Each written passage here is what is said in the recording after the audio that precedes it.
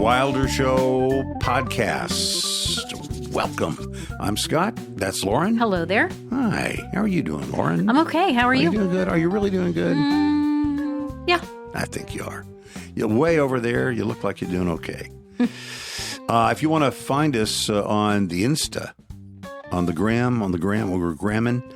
If you want to find us on Instagram, search Wilder Pod. Nope. Search Wilder Show Pod. There you go. And you'll find us, and you follow us, and it's good. If you want to send us an email, just email to podcast@wildershow.com.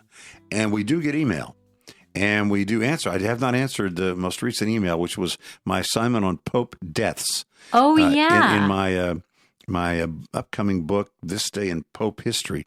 Actually, Papal History is the name of it. This Day in Papal History.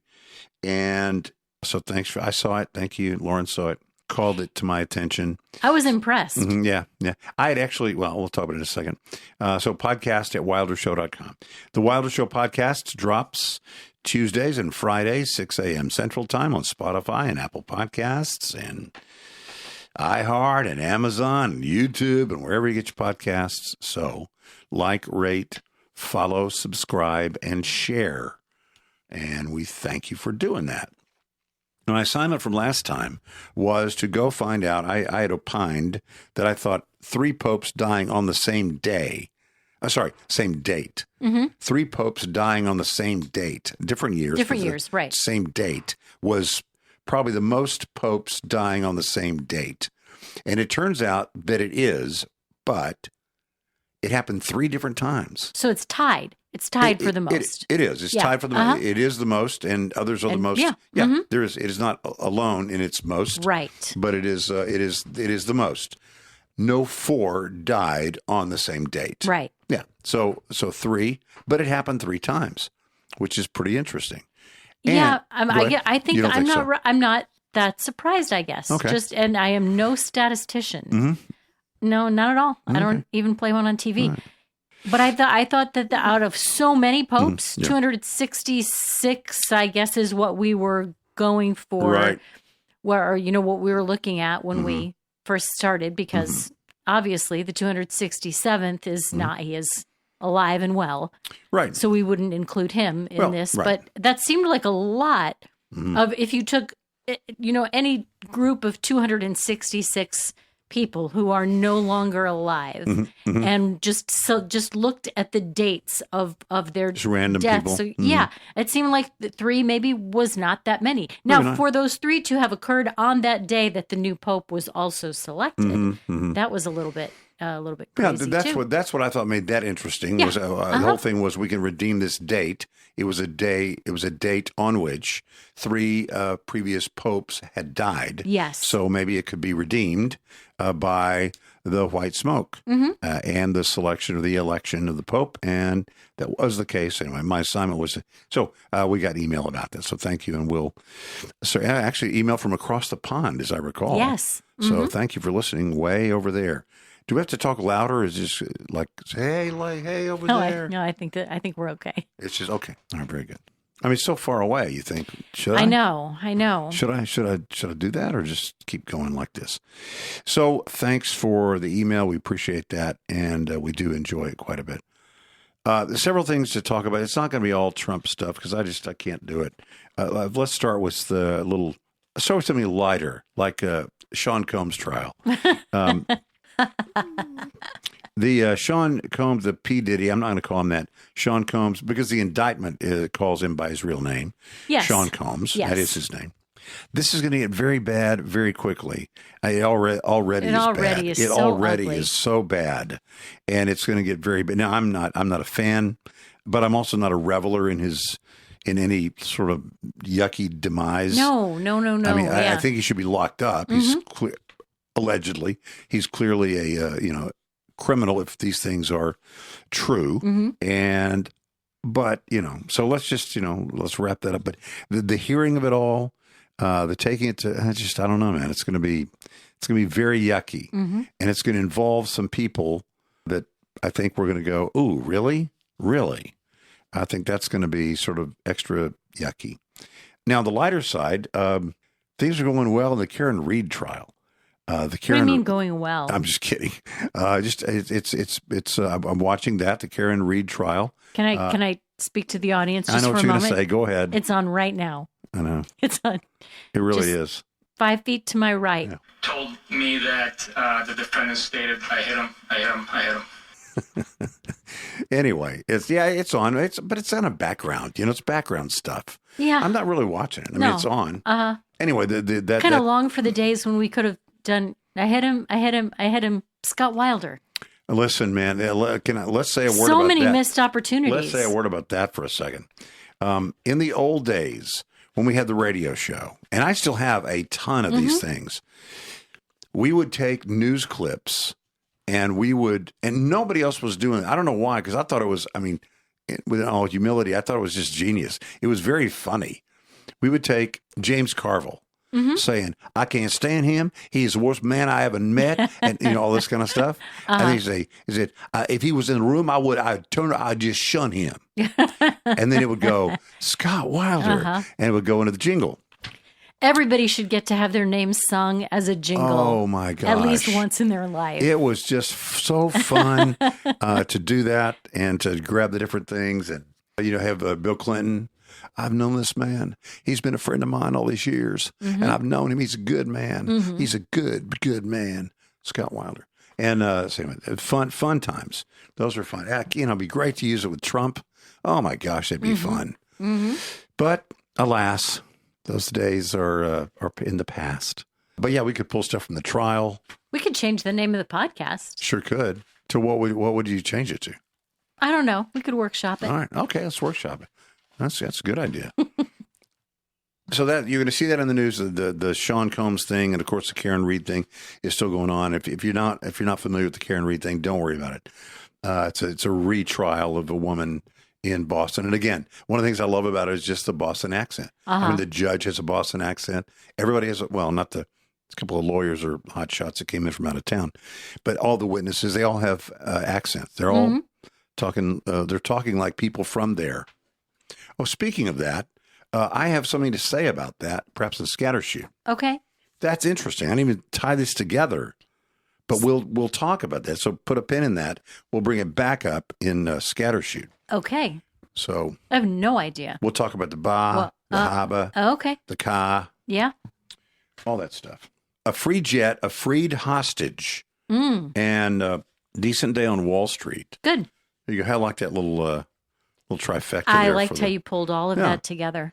Well, the president. Let's start with one thing. I remember a story many, many, many years ago about there was a foreign leader, in another country, way over there somewhere, and there was an uprising against the leader, and they brought about the demise of the leader at a stadium. And the way the leader's demise came about is 2 or 3 or 4 years prior to the event. When the stadium was being built, they had placed in a secret place an explosive device. Oh. It was near whether it was the presidential suite or something like that. The grand, whatever the grand marshal, whatever. Yeah. Whoever the big poobah would be. And they just waited. Oh, man. And waited and waited. And then years later, when, quote, the right person was in that spot, they pushed the button or whatever. And that was that. Now, I bring all that up. Pause that for a second. Remember when, I think it was Vladimir Putin, who I think it might have been with George W. Bush. He gave him like a soccer ball. And soccer ball was there in the Oval Office. And I remember saying on the radio at the time, how do you know they didn't have a debugging device in it? They have to have checked things like that, though, right? That. Well, I mean, all kinds of different things. Not that, maybe, but something. And you think, that's kind of weird. And I think of those two things when I think about this whole Qatar is giving President Trump an airplane. You saw this story? I didn't. Oh, you didn't for real? No. Oh, my goodness. Hold on a second. Okay, the White House is still working on the legal details of this donation, according to Caroline Levitt, is that her name? Caroline Yes. Levitt? Mm-hmm. Caroline Levitt. She said this yesterday. The Qatari government has graciously offered to donate a plane to the Department of Defense. The legal details of that are still being worked out, she said. But of course, any donation to this government is always done in full compliance with the law, and we commit ourselves to the utmost transparency, blah, blah, blah, blah, blah. Well, the president got a little testy about it. People are saying, why are you taking a plane from a foreign government? What was the answer? Well, he's had to be stupid to turn away a free plane. That's really what he said. He said you have to be stupid to turn away. And this plane is a Boeing 747-8. So it's a luxury airliner. It's like it's not that much. It's like $400 million, which is, I know, is a lot of money. Yeah. But it's like, okay, well, it's not that much money. And why are they giving it to us, to him, to us? I have no idea. They want to, and he wants to take it. I thought he just got a new Air Force One. Didn't we just get a new Air Force One? I thought we just got a new Air Force One. And it's what he wrote on Truth Social is, so the fact that the Defense Department is getting a gift, these are all caps, gift free of charge of a 747 aircraft to replace the 40-year-old Air Force One temporarily in a very public and transparent transaction so bothers the crooked Democrats that they insist we pay top dollar, all caps, for the plane. Anybody can do that. The Dems are world-class losers. MAGA, he wrote. So that is not, can I say, I don't think that's very presidential. Yes.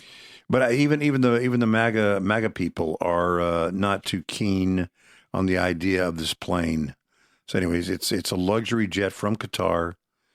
Several outlets over the weekend talked about how the royal family is preparing to give the president or the administration this 747-8 jumbo jet to be used as Air Force One during Trump's second term before being donated then to Trump's presidential library. The exact value is in question, but it's probably $400 million, something like that. $400 million. Yeah. Dude. The gift has been panned by normal critics like Chuck Schumer and Bernie Sanders. Oh, speaking of Bernie Sanders, by the way, I saw a thing the other day. Bernie Sanders does not fly commercial. Has he said he does? But he's Mr. Carbon Footprint. Yeah. Mr. Eco blah, blah, blah. Yeah. And he's the one. It's not technical. Mr. Eco blah, blah, blah. But he is. He's like Eco, whatever. Yeah. And, all this kind of stuff. And the reason why, and I'm not making this up, the reason why he flies private jets everywhere he goes. Why? He doesn't like standing in lines. No way. That is the answer. I'm not doubting you. I'm just saying, how did all of this come to light? Hold on. 4 days ago, New York Post had the piece. Lauren, you read the Post every day. How can you never see this? What the heck? Bernie Sanders refuses to apologize for flying on private jets for his fighting oligarchy tour. You think I'm going to be sitting in a line waiting at United? Think I'm going to be sitting on a waiting line at United? He said. That's so. Isn't that kind of out of care? I mean, that's not the image he wants people to think that he is. No, he's a socialist, a man of the people, and he says, "I'm not going to apologize. I'm not going to." You think I'm going to be sitting online at United with the rest of us? 30,000 people are waiting? Yeah, you mean like the regular people? Let them eat cake. Let them have $2, not 30. I thought you guys were making fun of all that. Let them fly commercial. Yeah. Sanders defiantly defended his mode of transport after he was widely ridiculed for opting to fly private during his recent fighting oligarchy tour alongside the AONC. Anyway, so the jet and the president, and we'll see. Who knows? Who knows what's going to happen there? They call it a palace in the sky, and the president is poised to accept it. A palace in the sky.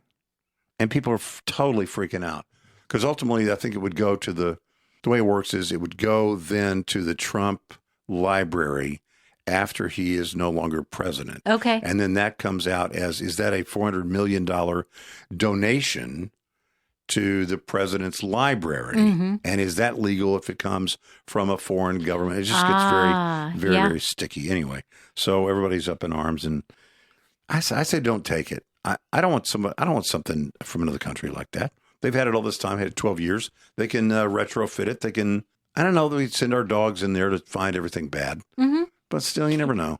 You never know. Yeah. I mean, I guess you never dogs know, can't but...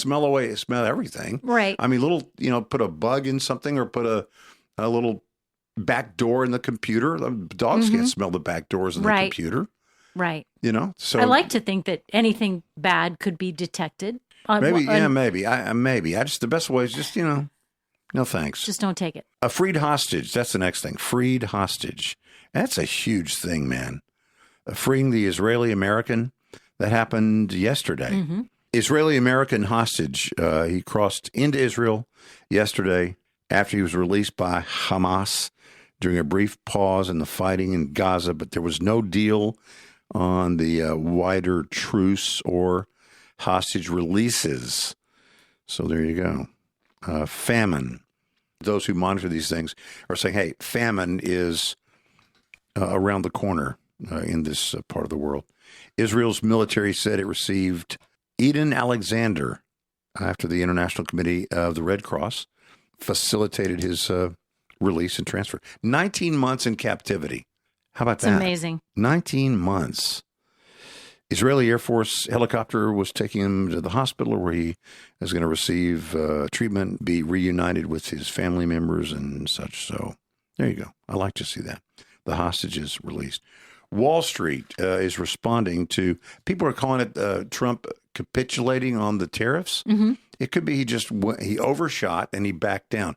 If I said to you, hey, this thing I'm selling you is now $18, and originally you were paying $4, it's $18, and you say, hey, I'm not going to buy any, and they, okay, I'll kick it back to $8.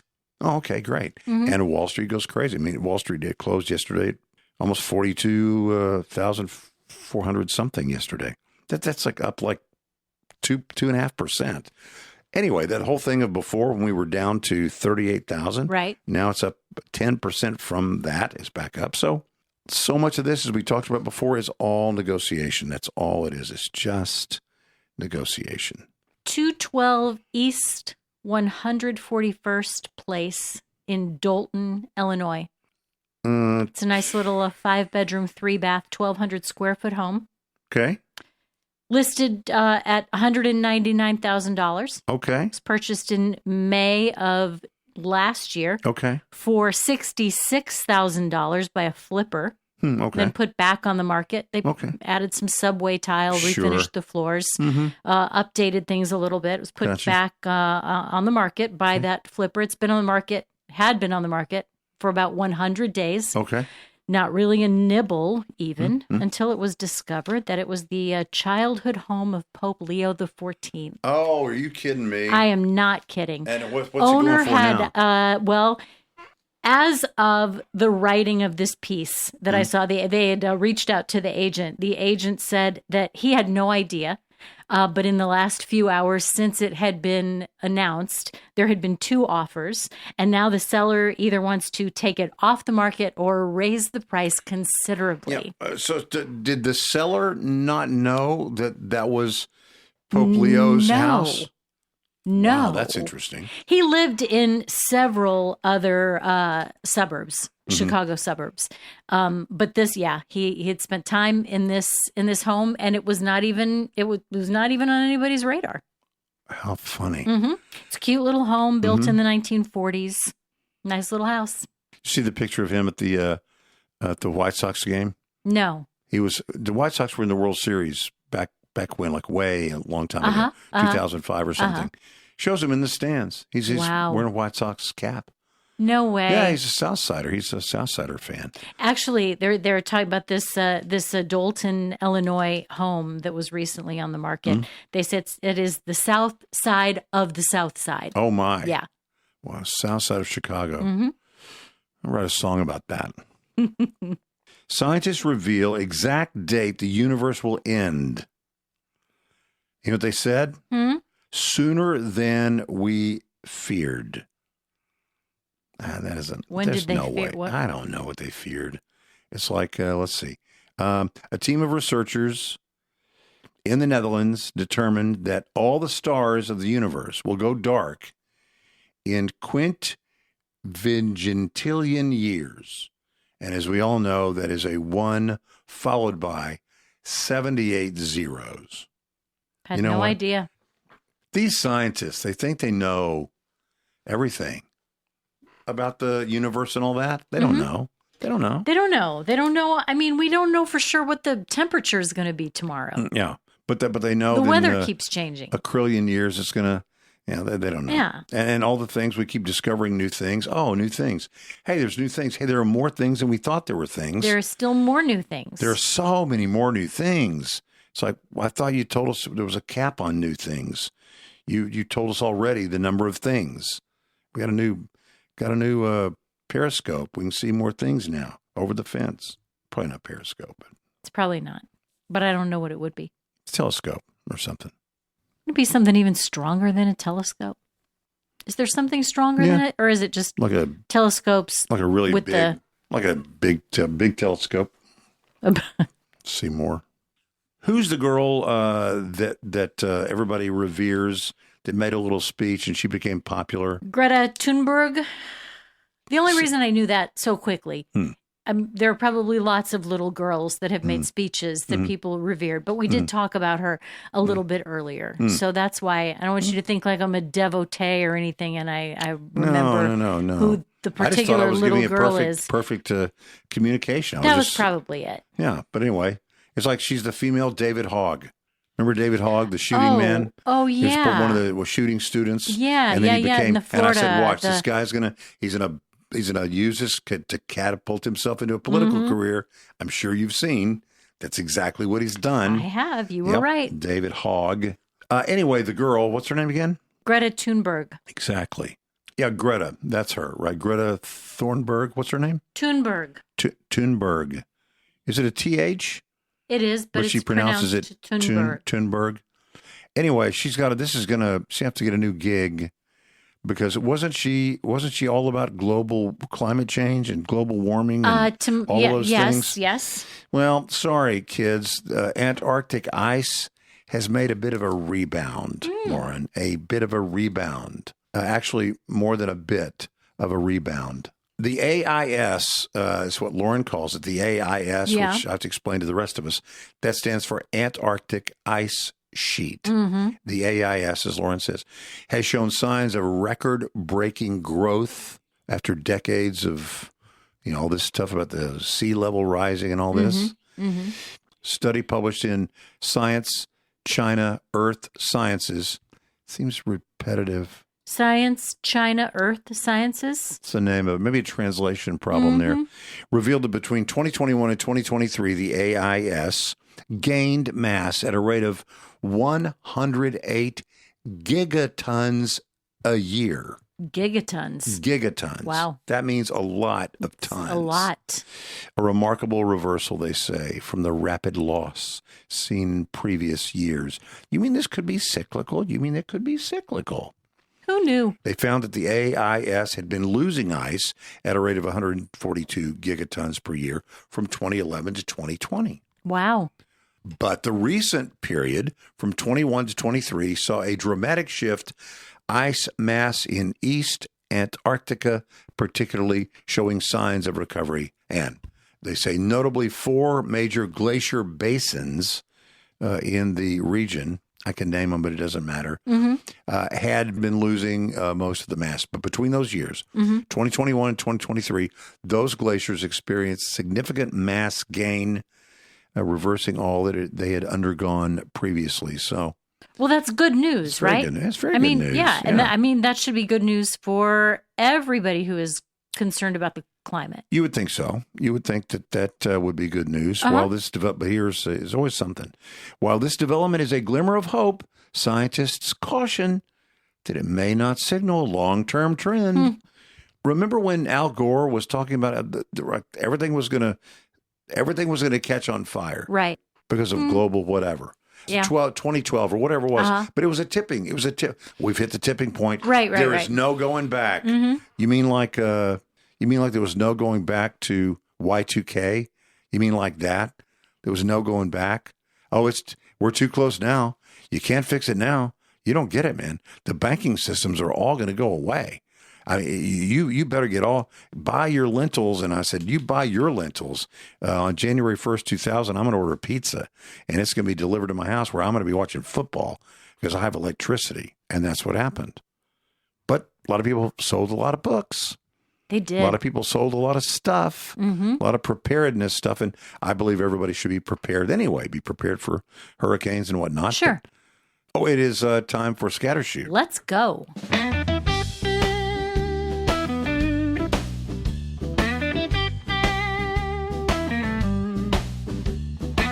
Wilder Show Scattershoot. This is where we just, it's very much like what you've already heard today, it turns out. But we have some things. We can scattershoot the news sometimes, can't you? Yeah, oh, sure, absolutely. Mm-hmm. And by the way, I wanted to say to you, Lauren, it was yesterday actually, Happy National Limerick Day. Oh, thank you. You know that I'm always about... I write lots of poetry. I know. I don't do anything with it, obviously. I just kind of tuck it in a drawer or whatever. Mm-hmm. Someday people will say, he wrote this. Like my haikus, I write haikus a lot. Yes. I love to communicate in haikus. Mm-hmm. We had a thing a while back on National Haiku Day.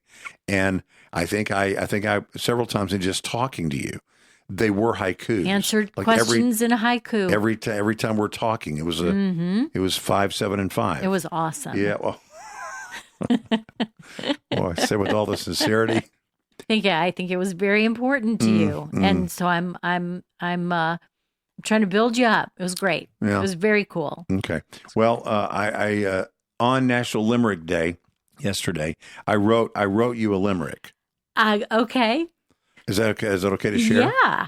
Okay. Yeah. I didn't even know what a limerick was. I mean, I think I remember once was a girl from Nantucket. That is a. I don't know any more of that. Yeah. I only know that first line, and then whatever comes after is stuff I'm not supposed to hear or repeat. Yeah. Well, it can be bad. The original thing ended with Nantucket, so it wasn't bad. But anyway, Anyway, so I wrote you one. Is that okay? Are you going to share it? Yeah, is that okay if I do? Yes, okay. Please. Here, Lauren was a girl on the air. Most loved was this maiden so fair. Oh, wow. Her mind was admired, and her company desired. She also had really nice hair. So it kind of fell apart at the end, but no, I think that's you understood the assignment. Oh. Anyway, so happy everybody. I like those things though. Little exercises for your head, for your brain.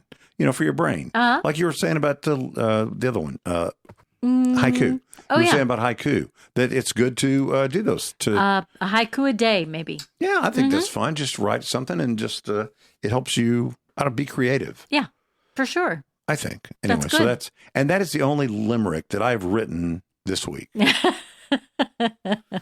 No, it probably is not my first limerick because I probably had to do one in school or something. Well, that's what I was thinking too, but I don't remember. I don't remember if I ever had to. I think that may be the first limerick I've written for fun. Thank you. So there you go. I'm impressed and I may honored. Stop right now. That could be the only one then. Wow, that makes it even more special. Yeah, sure. And if I die, it'll be even more special. Where do you have this written down? Like a napkin. Notice I said, if I die. Yeah. Not today, Satan. I know you are a fan of Tom Cruise. I am a fan. I think he's the last movie star. Did you read any of his remarks as he reflected on his career at the BFI, the British Film Institute in London? I did not, but can I say a word about him real quick? Sure. He's going to be in our area on the 22nd, on that Friday, that weekend, the opening weekend of the last Mission Impossible movie. I saw a thing, it was fed to me, on Instagram or something where he said, "Hello, I'm coming to the great state of Texas. I'm going to Houston, and we're going to do this, and we're going to do this, and we're going to show up at theaters where the movie is playing." That's very cool. Would that be just tremendously Are you going to go cool? try to find him? No. I don't really go so much at the theater so much, but I probably, maybe I will see that movie at the theater. I don't know. I don't go to the movie house much. But. You saw the Top Gun. You saw Maverick at the movie theater, didn't you? I did not. Really? I don't think so. Oh, I thought you had. Maybe I did. I can't remember. Maybe. Sometimes, like my extended family, they like the Mission Impossibles. Yeah. And we've seen some, but it's kind of hard to get out and about and hard to get everybody together to do it. So kind of watch some of those things on really big screens, but maybe at a house. So anyway, but I'm a fan. I think he's a wacky person personally. I think very interesting person. But still, I mean, I think he's the last movie star. I really do. You know? Go ahead. I'm sorry. No, I could go on and on. I know you could. I know you could. Buddy. Do you know what he wants to? First of all, he's nowhere near slowing down. Really? He talked in this, it was like an hour-long sit down, talked about all the things he still wants to do. Really? Musicals. Really? Musicals. That's interesting. Yes. He said a musical or several musicals. Wow. And I thought this was really interesting, too. The whole reason that he was drawn to the Mission Impossible franchise to begin with, back in 1996, was when the first one came out. Yeah. It was the theme song. Really? He loved the theme song. Probably grew up watching the old one on television. He probably did. He probably did. So that was a motivating thing for him, the music.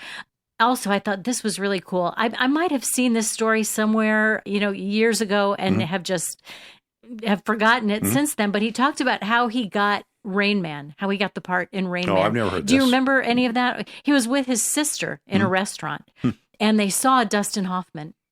And she said, "You should go talk to him."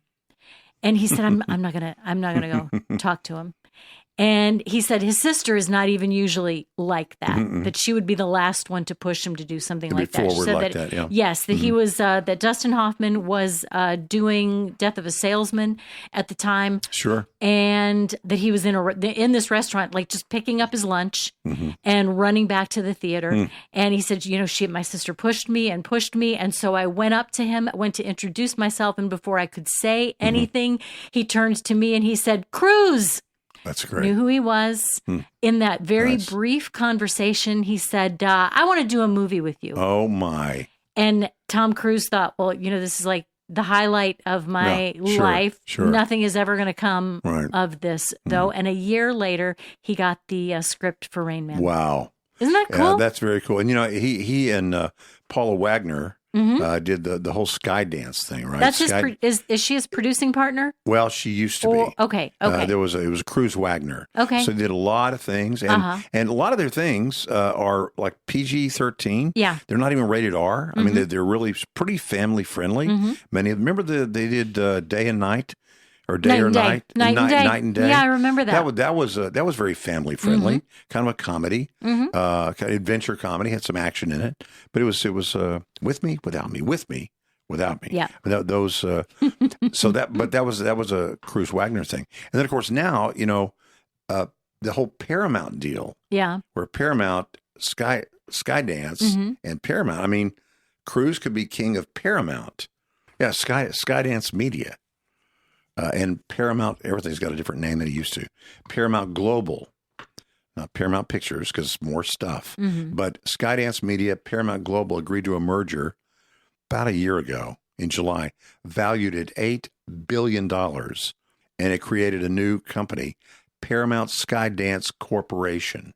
They may call it a merger, but the truth is David Ellison, who, by the way, is Larry Ellison's son. Larry Ellison, know the name Larry Ellison? Larry Ellison was the co-founder of Oracle. Oh, wow. Crillionaire. Software? Yeah. Crillionaire. And his son, David Ellison. So let me call it a merger, but it is the Skydance CEO, David Ellison, that is the next CEO of Paramount. Gotcha. So you kind of can tell who won, who's getting gobbled up by whom, by which head honcho takes the corner office or suite or floor. I don't want to out you, but you don't hold Tom Cruise in such high regard as a movie star, do you? I think we've disagreed on that before. I believe that he can, unlike any other movie star, he can make a picture. He can bring people together. In the box office. He can bring in the box office. Yeah. He can put down maybe bizarre rules. You can't sort of deny the craziness of doing his own stunts. If you've seen all those things, it's crazy. Nobody he's one would of do a kind. That. I think what it is I miss the things. I miss the roles that were more like the Jerry Maguire and the Rain Man and it feels to me like all he does now are the really big jumping out of airplanes. But that's over. Flying on top of, from one train car to another. And that's just not my thing movie wise. Yeah, but this is the last Mission Impossible. I know. And I think he's now, in part because he is getting older. Yeah. You can't do that forever. I think you're going to see a massive transition. Well, like musicals. I think you're going to see that. I'd go see it. I think it's like, whoa, this guy is conquering all the things. So anyway, I'm not sure he'll be a greatest thing ever on Broadway or whatever, but I bet if he wants to, I bet he'll do something really still great. I think you're right. And I think it's nice to go out on top. I mean, as much as I'd like to see more Mission Impossible movies, you decide when you're done. And if he says he's done, he's done. And he owned the franchise, brought in some of the greatest directors to direct those episodes or those movies. Anyway, I'm a fan. I love the Coen brothers. The directors. Joel and writers, Ethan? Joel and Ethan, writer and director, right? They're writers and directors. Yep. And I think they're fantastic. Now, some of their stuff is kind of hard to watch. Obviously, it can be kind of, violent. There's some violent things, so I'm not telling all the kids to go watch it. But one of the things I've loved about, as you know, that I've loved about them, really going back to Fargo. Now, I've never been to Fargo. No, me either. Never been to Minot. Why not Minot? Well, people have been there. The answer is in the question. No, it's probably a stellar place to live. If you're listening in Minot, God bless.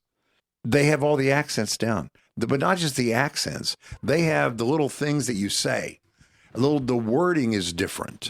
If you're in Minnesota or in North Dakota, you might say, "Okay, then," or "What are you doing then? What are you doing there?" I mean, you add these little words that nobody else would say. Yeah. You would just say, "What are you doing?" You wouldn't say, "What are you doing then?" or "What are you doing there?" You would just say, "What are you doing?" But every region has its own things. And the Coen brothers, then, of course, they did No Country for Old Men. And, man, Tommy Lee Jones, stellar. Barry Corbin, stellar. I mean, really, seriously, one of the greatest scenes that I can think of was that scene there with the cats. Barry Corbin is there, and they're having a chat. I feel outmatched. That was a great scene, just a great scene. And the Coen brothers got it down on Texas. Yeah, a lot of people, if you watch movies and they say they try and do a Texas accent, they do a Southern accent. They're doing like an Alabama accent. They would say the word FOA. FOA. Well, FOA, Texas doesn't say FOA. Right. Well, they say FUR, fur. Right? It's a closed mouth. We don't say, we were going down there to the FOA, to the FLOA. Nobody talks like that in Texas. Anyway, the point is they have the Texas thing down. And I've always been interested in people's regionality. When you are in New York or New Jersey and you hear them put a word like an R at the end of a word, that the R isn't really even there. How do you do that? And if you tell the kids sound it out, if they sound it out and you pronounce it with an R and there is no R, wouldn't they want to spell it with an R there at the end of that word or sentence or word or syllable? Any case, that is a long way of saying that there is a study out that says regional accents, particularly in the South, may be going away. In fact, what they actually said, and I love this, they said, is the Southern accent fixin' to disappear in parts of the U.S. South. Now, they don't apply it to Texas. No. And I don't think of Texas as the South. I think of Texas as the Southwest. The South, I guess so. South is sort of like Alabama, Mississippi, South Carolina, South Carolina, and all those. Georgia. See, Georgia. Nobody in Texas would say Georgia. Right. People in Georgia say Georgia. But Texas, we don't say Georgia like that. Anyway, and the reason why is because other people moving in. That's what I was going to say. To the area and bringing their own things. When I moved to Texas when I was 14, all of my friends had pretty solid Southern accents. Everywhere you went to shop in a store, there were Southern accents. The teachers in school all had Southern accents. If it was something that I was going to pick up, and every time I went home, people there thought that I had picked up a Southern accent. But I was surrounded by it. Even if I wasn't hearing it from my parents at home, it was all around me. I wasn't terribly young when we moved here, but I think the more people come here, the less that will be the case. You'll go to school and there will be teachers who don't have Southern accents, and you shop in stores and everybody doesn't have a Southern accent. Yeah. But the part that I don't get, and I understand, I'm not suggesting that because a bunch of people come from California, the people who've been here in Texas or Georgia or wherever forever, all of a sudden will, become, hey, Stuart, what are you doing here? Have some start talking like them. No, I didn't mean that. But there'll be a weakening of the Southern pool, maybe. But I don't know. I think part of it may be that your ear changed. You got here, and when you first got here, it sounded, crazy hayseed. And then pretty soon, it didn't seem maybe as crazy, but still was probably standing out in your mind. And then you go back to Chicago or go back to Minnesota, and they go, wow, you talk different now. Anyway, I thought it was interesting that what grabbed me was the title, Fixin' to Disappear. That is obviously a Southern thing, but really a Texas thing. Fixin' is pretty Texas. Is that a Texas thing? I think I know it's a Southern thing, but it's strictly Texas. No, I didn't mean strictly Texas. I'm sure it's like y'all is not strictly Texas, but it clearly is Texas. Y'all. Howdy is not strictly Texas, but it's pretty common. According to Google, fixin' is a colloquial Southern expression, particularly common in the United States, meaning about to or going to. It is often used in the phrase fixin' to. You'll hear it most in southern Atlantic and Gulf states with variations in pronunciation. As you move eastward in Texas, it's particularly pervasive, even considered the national verb of the state. So that's not exclusive. I didn't say it was exclusive. I didn't think I did. I didn't mean to say it. I love the stories about MIT and what they're doing at MIT. What are they doing at MIT? Well, scientists have created a robot that can play ping pong.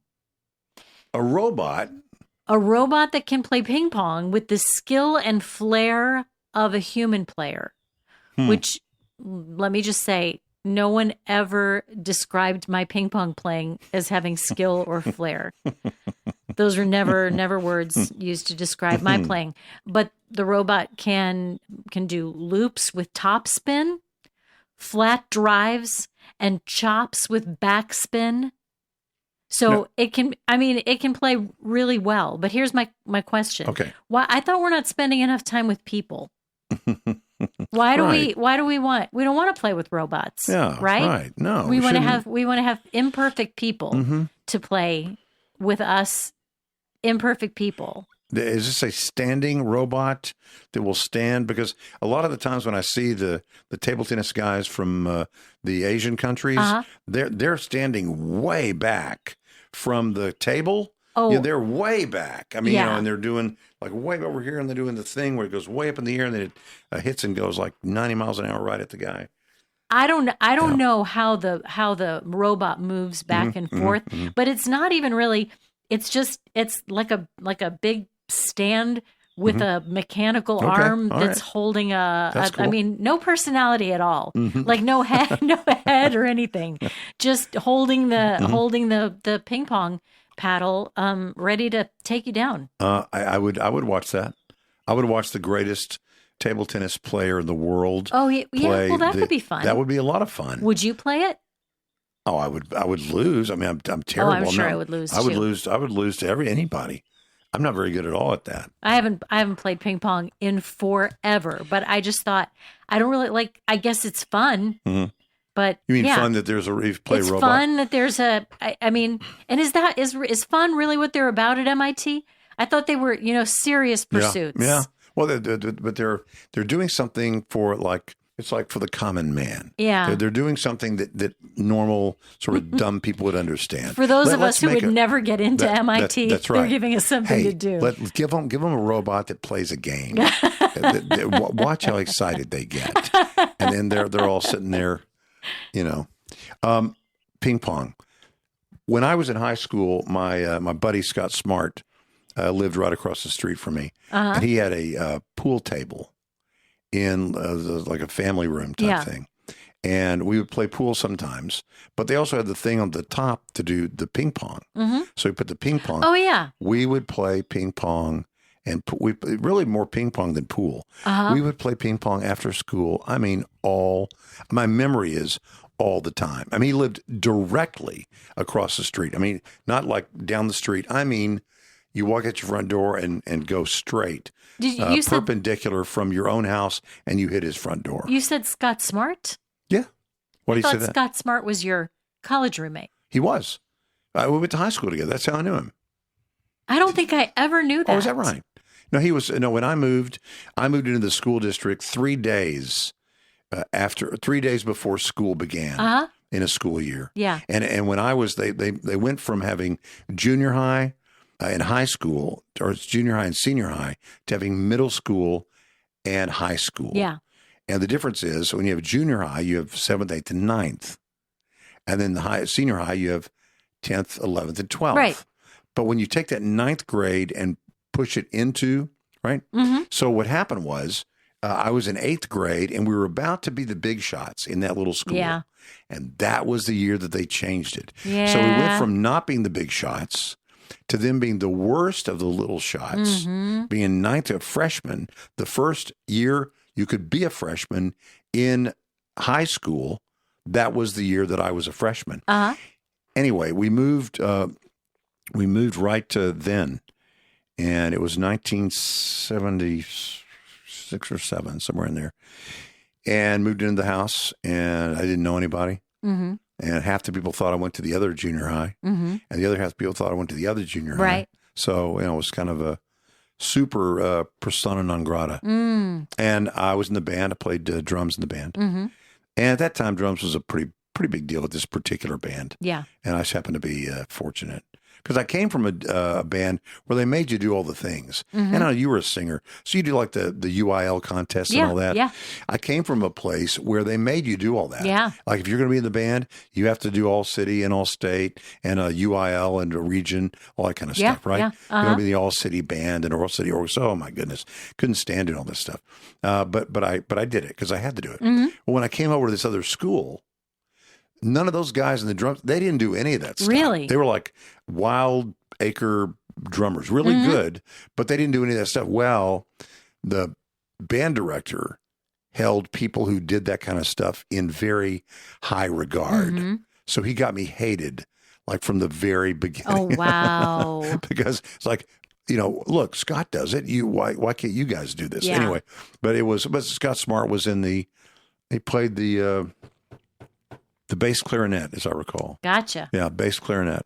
And I was a drummer. Yeah, you guys go way, way back. Way back. Yeah, to 1977. Yeah. So he was my friend in high school, and then my roommate in college, best man at my wedding. I was best man at his wedding.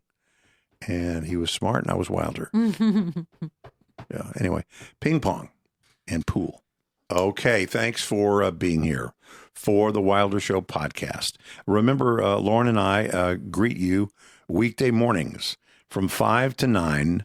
Download the app called The Light DFW. The Light DFW. Light. Music and friends and good stuff. And so 5 to 9 weekday mornings, we do that. And then, of course, podcasts. So love being with you on the podcast. If you want to send us an email, just email it to podcast@wildershow.com. The podcast drops Tuesdays and Fridays at 6 a.m. Central Time on Spotify and Apple Podcasts, iHeart, Amazon, YouTube, wherever you get your podcasts. So like, rate, follow, subscribe, and share. And thanks for being here. Is that it, Lauren? I think that's it. All right, then. Thanks for being here. See you next time. Do